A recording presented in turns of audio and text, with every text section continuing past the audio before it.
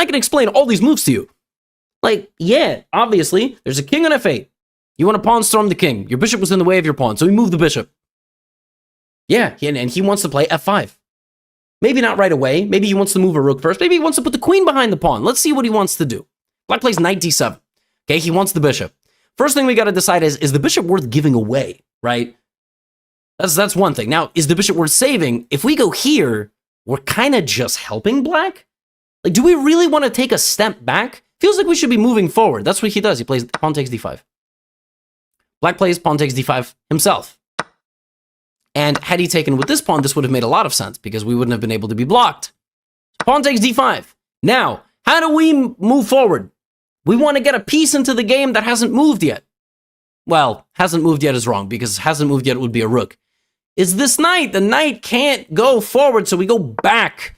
Now we go here and fork or f5 and take. Like, Carthian plays rook b7. That was his idea, but there's nothing. It's just b3 even.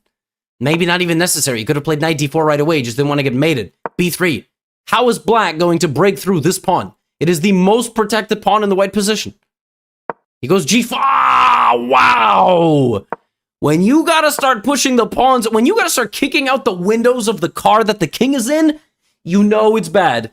You know it's bad. Now, first of all, we can en passant, but Vincent is a cultured man. He knows that it's not forced. Queen d3, simultaneously looking to invade, and maybe, by the way, just grab a pawn. Like, at the end of the day, I could just win all your pawns, right? So, g takes f4.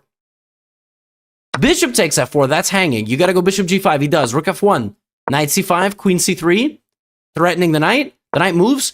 End of the day, I just take a pawn. I take a pawn, the rook hangs, the pawn hangs, this pawn hangs, and that pawn will hang if I take the bishop at the right moment. And on top of that, your king is still only protected by a little pawn. He goes here, knight d4, vicious threat of knight to e6 in many lines, takes. Now I'm threatening knight e6, and I'm threatening the a6 pawn, and I'm threatening the h6 pawn. You go here, I check you. If you take with the rook, I take with the queen, game over. Knight c3, king a1, this is mate. Both of them, by the way, are mate. Karthikeyan resigned in this position. Yeah, he can stop the mate. Yeah, don't worry, he saw that. He can't stop the incoming attack, though. He can't stop all the pieces falling off the board. What a game. Vincent Keimer got his prep on the board, got a nice position, and just played it perfectly again.